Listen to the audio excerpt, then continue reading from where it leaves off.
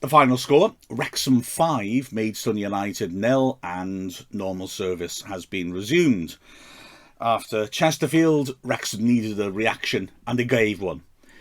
And Phil Parkinson, who, let's be honest, would have been under a little bit of pressure after a couple of frustrating games, went back, I think, wisely to what worked well for us last season, and it had the desired effect. So we went back to the 4-3-3 that is very well grooved and very well established with the players from last season, and it was highly effective. In fact, only the wing-backs and Howard, the keeper, were players who weren't there last season, and yeah, it all looked very familiar as we took apart a Maidstone team who, frankly, were architects of their own downfall. Now, Hakin Hayretin, their manager, criticised the players afterwards, but Maidstone's naive approach, which surely is down to the manager, I think really played into our hands, in all honesty. I think Maidstone have got something. But they're a bold attacking team. I applaud that. I think that's great. And I think it's admirable to come to one of the bigger teams in the division and try and take us on. But I think they need to find a middle ground where they can be a bit more conservative. They've had 3 games so far this season, taken 4 points out of them before coming to the racecourse. 2 of them were against newly promoted sides. The other was against Altrincham, who are aiming for mid-table, and their attacking approach therefore has yielded points. But I think you've got to approach a game at the racecourse in a different manner. If they go to places like Chesterfield and Notts County with the same approach, they'll equally, I think, be beaten comfortably.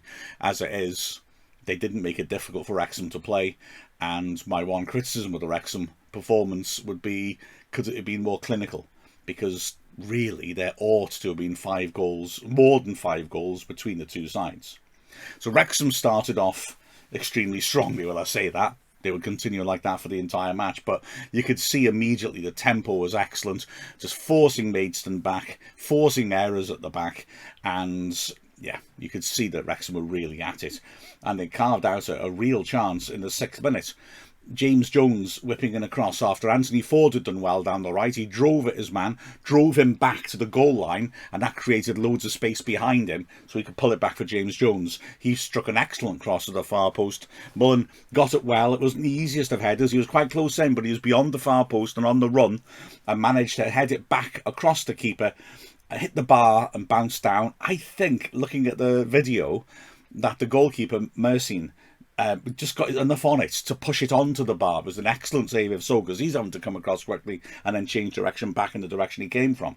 The ball bounced out, but Wrexham won it back and played it back into a crowded box, and Mullen struck a powerful shot from 15 yards, which was on target. A defender lunged in front of Mersin to get an important block. But the reprieve wouldn't last long. By the 9th minute, Wrexham had the lead in a game which, well, already it seemed inevitable they would break through. A corner from Young, a nicely worked routine as well. Wrexham crowded the 6-yard box. Young signalled, and then Davis peeled away from the far post. Young swung it into him. Davis stooped and headed it back across the face of goal, and there was Mullen 3 yards out to himself stoop and head the ball home. A simple goal for Mullen. A very well executed move by Wrexham, which clearly we've been working on, and poor defending by Maidstone, and I'm afraid that would be a pattern as well. They were really switched off for this one. Nobody went with Davis, so we had a free header 6 yards out. But then also, when they saw that was happening, all right, even if he's got a free header, nobody came out at all, which meant that Mullen was onside as well.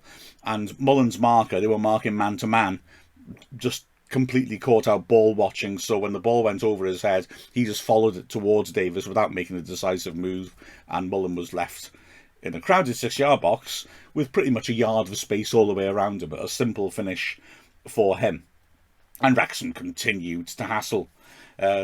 Corley, who was one of 2 centre-backs, had a horrible time in the first half, was trying to carry the ball forwards. He ran into Mullen, who tackled him and was one-on-one with the goalkeeper, Mersin, straight through the middle. Got to say, Mullen must be furious with himself that this wasn't a goal, because Mersin came out, committed himself maybe a bit too soon. He was a long way out of his goal, and Mullen obviously thought, I can't resist just scooping it over him. And he did scoop her over him, but it went well wide of the left post. I mean, I don't know. I was a goalkeeper not a striker. So, you know, saying that straight away and me telling Mullen how to do his job is absolutely ridiculous. But it seems to me with scoop shots like that, the difficult thing is getting the height on them so the keeper doesn't get it and then bringing it down again. He got that perfect, just got his direction wrong. It came off the inside of his foot and it went well wide. But he would have been absolutely livid with himself. He should have had 2 goals after 11 minutes. After a quarter of an hour, again, this incessant pressure led to another opportunity. A long throw from Tozer. Palmer flicked it on nicely. Cleworth back to goal in the 6-yard box. Hooked it on and it went over the bar. It's a tricky one for him. He made good contact with the hook over his shoulder. That's the problem. He had a man on his back, so he couldn't back it any further, and it was difficult to keep it down from that range.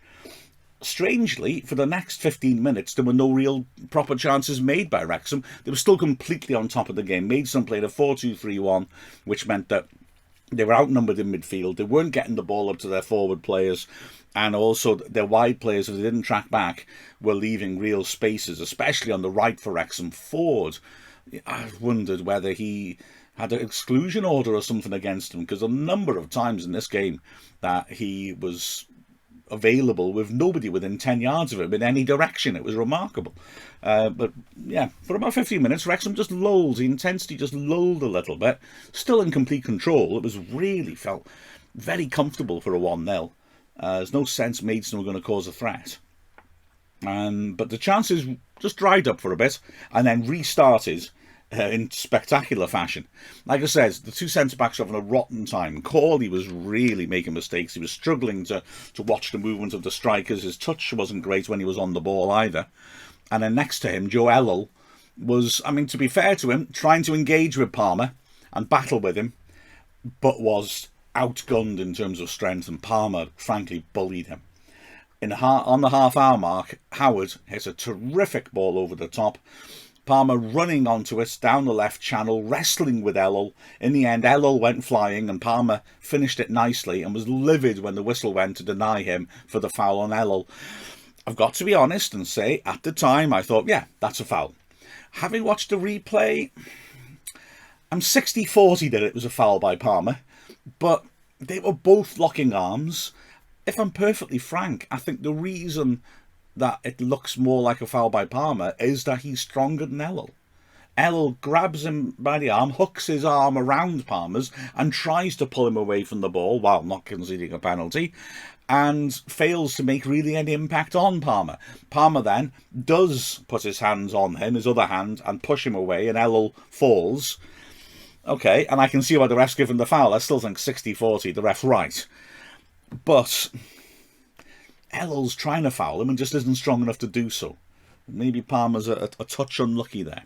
But that sparked a second wave of creativity, and for the last 15 minutes, poor Maidstone found themselves penned in and getting a bit of a battering.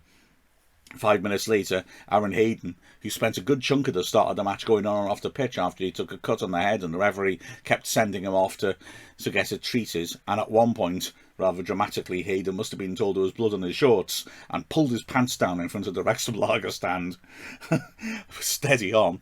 Hayden probably should have scored, like I said. Tozer slinging a great throw-in. Hayden rising, as he does, massively at the near post. Clean contact, put it just wider than the near post. It was close, but frankly, having timed his jump and his header to perfection, he'll be, as I'm sure, very disappointed he didn't put it inside the post. But Wrexham kept pushing on.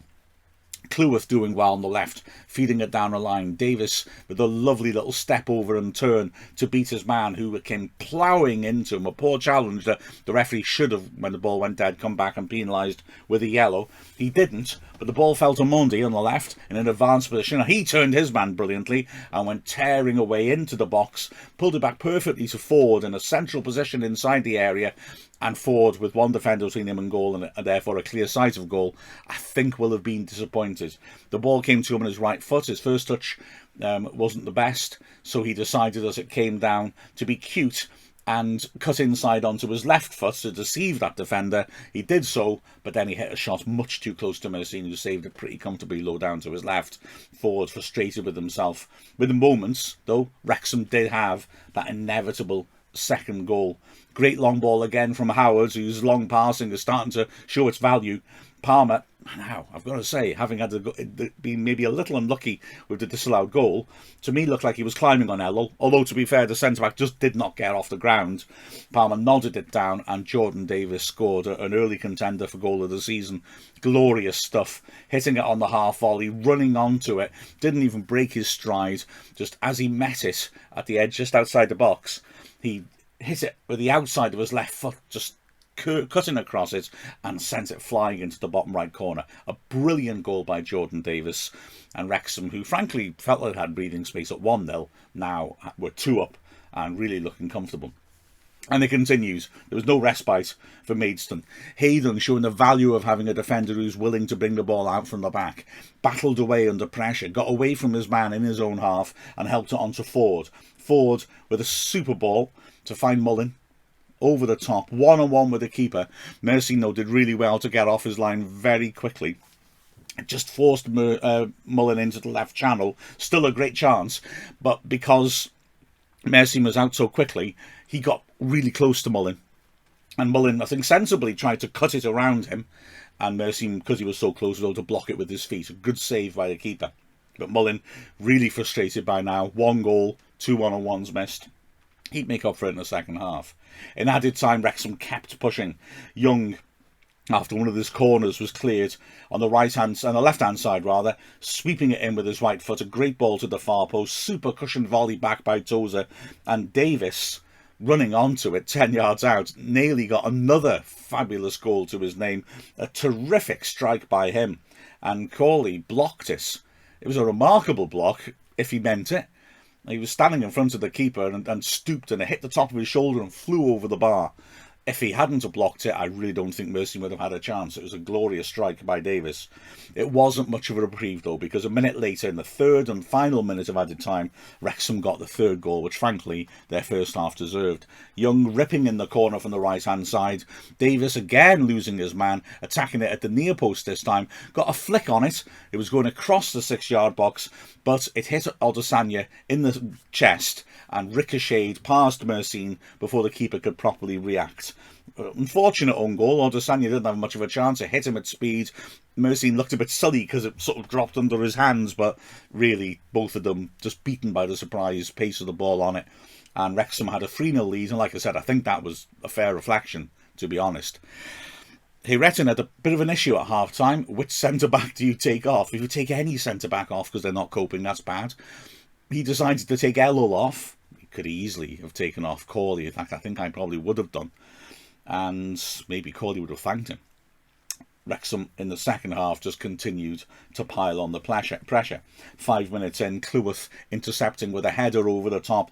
Palmer running clear on goal. Mercine again did really well, very quickly off his line. Managed to win a 50-50 with Palmer on the D, or the big man would have just walked it in. It was a frustrating day for Palmer, to continue a frustrating season for him. For me, he's playing extremely well. He just can't get the ball to the actual net. But he's doing an excellent job of being a foil to Mullin, as he always has done. Wrexham just kept pushing and kept pushing. A couple of minutes later, James Jones tackled Ryan Booty on the edge of the area, and he was one-on-one, but he didn't finish it. Mercine again came out quickly. Jones tried to shape it around him and hit it into the side netting. And a couple of minutes later, another opportunity. James Jones again doing well on the right-hand side, combining with Mullin, who swept the ball into the far post. Jordan Davis meeting it with his head at close range, but outside of the far post. And good work by Gavin Hoyt, who backed into him, meant that Jones couldn't quite get on top of it, and he headed it into the side netting, although it may well have flicked the outsides of the post as well. It was really close. Long throw then by Tozer. Nearly turned into a disaster. A defender 10 yards out flicked it on, and it would look like it may have been going in. Defender at the far post managed to clear it off the line. And almost straight after that, the only gap really being for Liam Vincent to come on left back for Maidstone. And then his first involvement of the game was to receive the ball and lose it on the edge of his area. It was excellent work by Ford and Mullin. Intelligent work. Mullin was behind Vincent. Vincent realised this because he'd followed a back pass, and Ford really cleverly just blocked off the forward passing channels. There wasn't much to the side, and Vincent hesitated. If Ford had gone in and committed, Vincent might have been tempted to either knock it past him or try and dribble. But Ford knew Mullen was coming up behind, so he blocked those options. Vincent, seeing no real way forwards and no way square, tried to turn back, and Mullen nicked it off him. Ford picked her up, one-on-one with the keeper, went round the keeper, but to be fair, Vincent recovered excellently and managed to slide in before Ford could tap it into an empty net. So there you are. Wrexham 3-0 up. They'd missed 4 one-on-ones and hit the bar, and Jordan Davis had been really unlucky with 2 close-range efforts. Owen Palmer had been tackled by the goalkeeper and had a goal disallowed, possibly harshly. I think it's fair to say, we're on top. And in the 64th minute, we get the 4th. Mullen switching it out to Young. Beg your pardon, absolute nonsense that. It was a ball into the box from a corner by Young. Sorry, got mixed up there. Mullen this time leaving the far post, exactly the same as that first goal, except Mullen was doing the Davis job. Maidstone will have been very disappointed themselves to have not prepared themselves for a carbon copy corner. This time Mullen nodded it down into the goalmouth. Tozer, pinning his man in the 6-yard box, tried to flick it on with his right foot back to goal, and it hit Corley's outstretched arm. I feel sorry for Corley. He didn't intend to do it. He was quite close to Tozer, obviously. He's tight up behind him, but his arm was out to his right, and the ref had to give a penalty. Mullen stepped up and slotted it into the bottom right corner, while the keeper Mercine went the wrong way. Soon after that, Maidstone actually had an effort on goal, to be fair. Ball coming out to Booty, who drove the ball through a crowded area. It would have been hard for Howard to see, but it was always going wide at the right post. Before Wrexham resumed their attack, with Mullen now desperate to get on the end of it and score. Bryce Susanna came on with 14 minutes left to give Ford a bit of a rest, and soon afterwards on the other flank, Mondi was involved, mishitting a cross, which put Mercine in difficulty. He did well to backpedal and tipped the ball over the bar. From that corner, Young swept it in. The keeper just seemed to misjudge it. It hit defender Hoyt at the far post.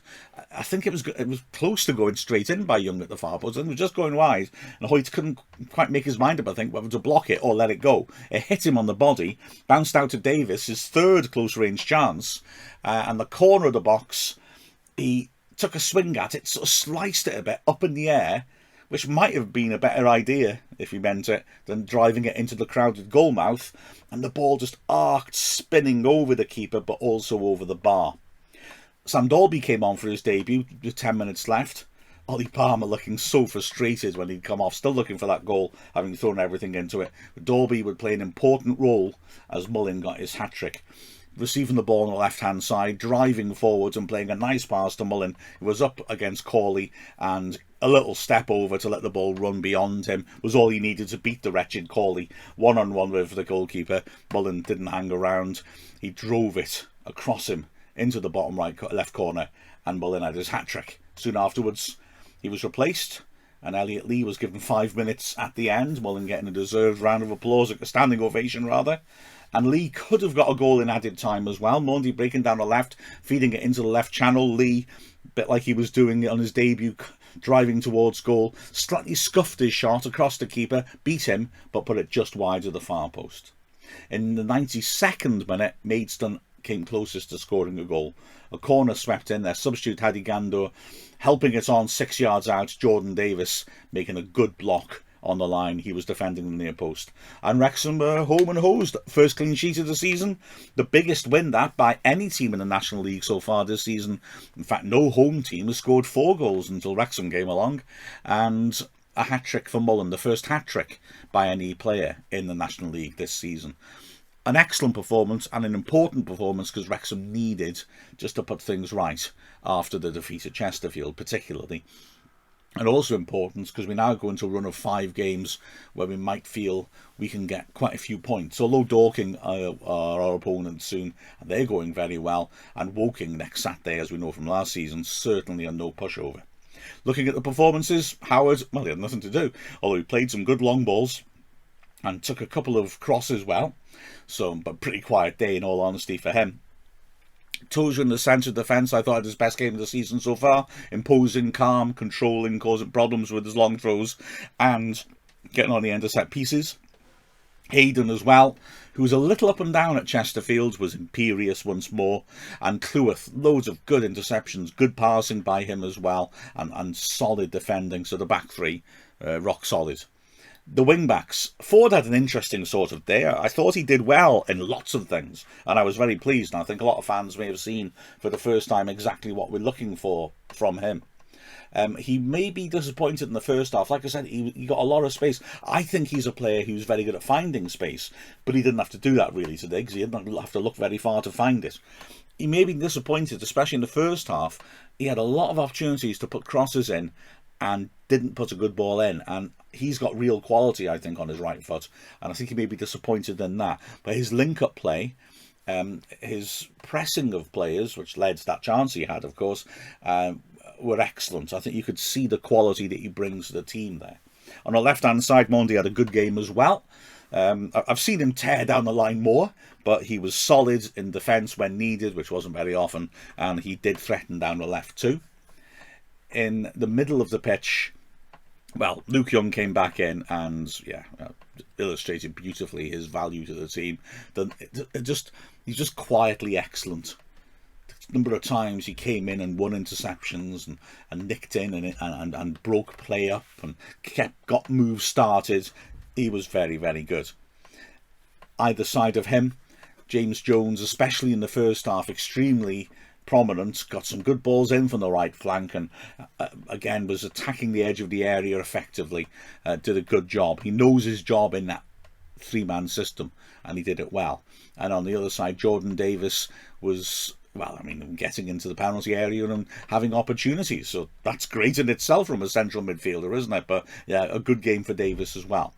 And that's good to see, because he missed a chunk of pre-season. We need to see him getting up to speed. Up front, I thought Palmer was excellent. He bullied both centre-backs, but particularly Ellel, and was just physically too strong. Excellent performance by Palmer. I'd love to have seen him get a goal. He deserved it. And then Mullen, who has to be man of the match, even though he missed two good chances, easier than some of the chances he took. Scores a hat-trick. Magnificent. First hat-trick for Wrexham at home since Chris Holroyd against Torquay in 2018. And it was brilliant to see. Off the bench, Dolby made a decent impression. Ozana was typically lively. Imagine you're in exhausted defence and then Ozana comes on to run at you. It's not a nice experience, is it really? And we also brought on Elliot Lee, who again showed threat. He didn't get long and you can see he was keen to make an impact. So good stuff that from Wrexham. Back where we want to be playing, how we want to be playing, that was gratifying. Remember that the highlights will be coming out at midnight tonight on the club's YouTube channel, and then next Saturday, of course, there'll be full live commentary on Wrexham Player, plus all the other good stuff when Wrexham continue the season at Woking, with a final score of Wrexham 5, Maidstone United 0. I'm Mark Griffiths from Wrexham AFC.